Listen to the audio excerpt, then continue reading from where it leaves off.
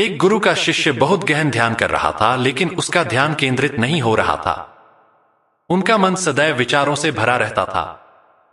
उसने अपने दिमाग को खाली करने की बहुत कोशिश की, लेकिन उसकी सारी कोशिशें नाकाम रहीं। अंत में जब वह सब कुछ कर चुका, तब वह अपने गुरु के पास गया और बोला, गुरुदेव, मेरा मन हमेशा विचारों से भरा रहता है। मैं एक जगह ध्यान केंद्रित नहीं कर पाता।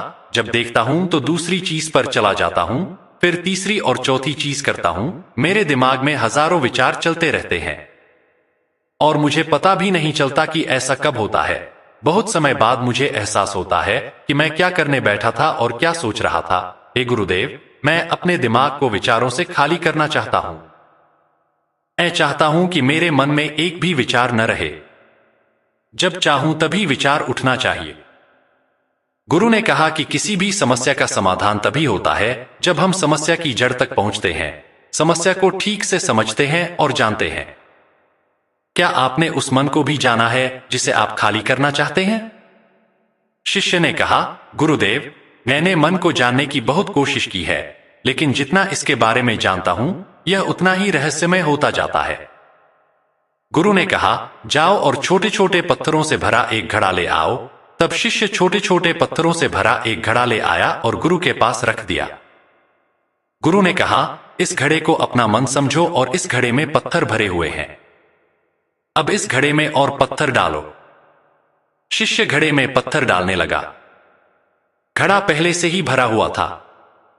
12वां पत्थर रखते ही बाकी सभी पत्थर नीचे गिरने लगे। तब गुरु ने कहा, रुको और ध्यान से देखो।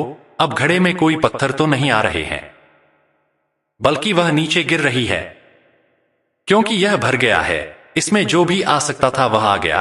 अब और पत्थर नहीं आएंगे।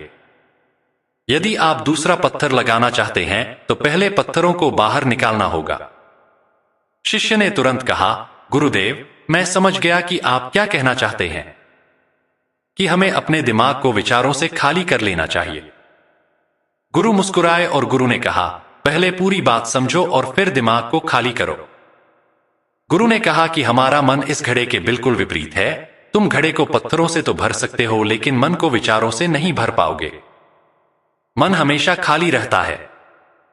शिष्य ने कहा, गुरुदेव, मुझे कुछ समझ नहीं आ रहा है। अगर दिमाग हमेशा खाली रहता है तो हम उसे खाली करने की कोशिश क्यों करते रहते हैं? इसकी क्या जरूरत है? गुरु ने कहा, इस घड़े से एक एक करके सारे पत्थर निकालो। शिष्य ने वैसा ही किया और घड़े से एक एक पत्थर निकालता रहा और अंत में घड़ा खाली हो गया। गुरु ने कहा, देखो, तुमने एक एक पत्थर निकाला, यह घड़ा खाली हो गया है। अब आप इस घड़े में कोई भी पत्थर डाल सकते हैं, दूसरा पत्थर डाल सकते हैं, या फिर वही पत्थर दोबारा डाल सकते हैं। आप इसे आधा भर सकते हैं या फिर पूरा भर सकते हैं। शिष्य ने कहा, गुरुदेव, मैं भी ऐसा ही हूं। मैं बता रहा हूं कि मन को खाली करना है। ये तो पत्थर हैं, इन्हें आसानी से निकाला जा सकता है और घड़ा खाली किया जा सकता है, लेकिन मैं अपने मन को कैसे खाली करूं? गुरु ने कहा, इस खाली घड़े में एक पत्थर डालो और 2 पत्थर निकाल लो। शिष्य ने यह कहा, ऐसा कैसे हो सकता है कि जब इस घड़े में एक पत्थर होगा तो एक ही पत्थर निकलेगा, फिर 2 पत्थर कैसे निकल सकते हैं?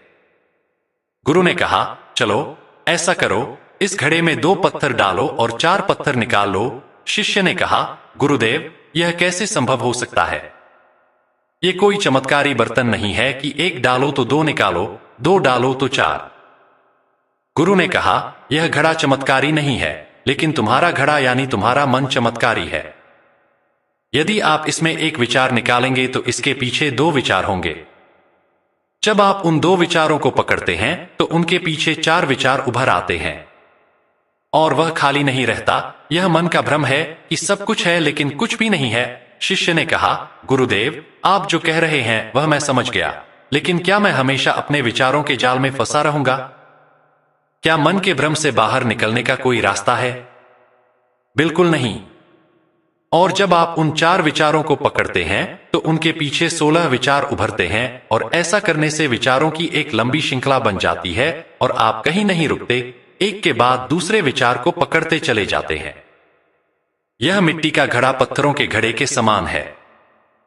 भरा रहेगा, लेकिन आपका मन कभी नहीं भरता, वह हमेशा खाली ही रहता है। हमारा दिमाग भी एक विचार के बाद हमारे लिए हजारों विकल्प खोल देता है और हम एक मुख्य विचार को छोड़कर उन हजारों विकल्पों में फंस जाते हैं। शिष्य ने कहा, मैं आपकी बात अच्छी तरह समझ गया हूं, लेकिन अब मुझे क्या करना चाहिए? मेरा मार्गदर्शन करें। गुरु ने कहा, मन के जाल में मत उलझो, मन को खाली करने की कोशिश मत करो, अपना ध्यान इकट्ठा करो, एकाग्रता लाओ, जो भी कर रहे हो उसे अंतिम मानकर करो। ऐसे करो कि बाद में इसमें आपको कुछ भी करने की जरूरत नहीं है, और जब आप किसी दूसरे विचार पर काम करते हैं तो बस उसी पर काम करें, कोई दूसरा विचार नहीं। मन के भ्रम से बाहर निकलना इतना आसान नहीं है, लेकिन अभ्यास सब कुछ कर सकता है। शिष्य ने कहा, गुरुदेव, मैं भी ऐसा ही करूंगा। यह समझाने के लिए आपका बहुत बहुत धन्यवाद। हम सभी अपने दिमाग को खाली करने की कोशिश करते हैं, मन में उठते बैठते विचारों से परेशान रहते हैं। हम चाहते हैं कि ये विचार कहीं चले जाए और हम शांत हो जाते हैं, लेकिन जितना हम इन विचारों से दूर भागते हैं, हम विचारों का उपयोग करते हैं कि वे हमें शांत करते हैं, और वे आपके उन्हीं विचारों से जुड़े होते हैं जिन्हें आप छोड़ना चाहते हैं। इसलिए ये विचार इतनी शक्तिशाली हैं। जब आप सोचना ही नहीं चाहते तो आप शांत रह सकते हैं। यह तभी संभव है जब आप शांत रहने की कोशिश करना बंद कर दें और अपनी समस्या को हल करने पर ध्यान दें, ध्यान केंद्रित करें और समझें कि चिंता करने से नहीं बल्कि सोचने से समाधान मिलता है। गुरु ने कहा, इस मिट्टी के बर्तन को पत्थरों से आधा भर दो। शिष्य ने वैसा ही किया। फिर गुरु ने कहा, अब इन पत्थरों में से एक पत्थर चुन लो और उस पत्थर की एक छोटी सी मूर्ति बनाकर मुझे दे दो। मैं जानता हूं कि तुम एक अच्छे कलाकार हो। जब शिष्य ने 11वां पत्थर निकाला और उस पत्थर को तराशना शुरू किया तो उसे एहसास हुआ कि यह पत्थर अच्छा नहीं है। तो उसने घड़े से दूसरा पत्थर निकाला, उसे वह पत्थर भी पसंद नहीं आया।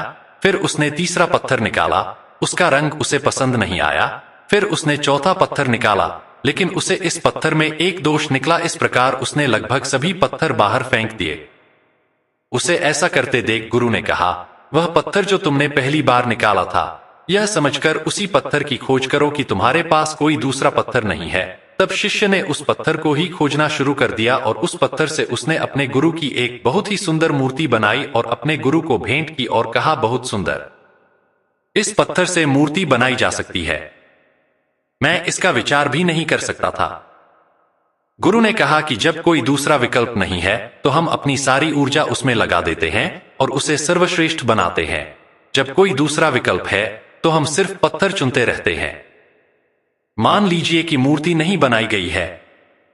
दोस्तों, आज की यह कहानी आपको कैसी लगी और इस कहानी से आपको और क्या सीखने को मिला? कृपया यह भी हमें कमेंट करके बताएं। साथ ही अगर आपको ये कहानी पसंद आई और ये आपके लिए उपयोगी लगी तो करें इसे अपने दोस्तों के साथ जरूर शेयर।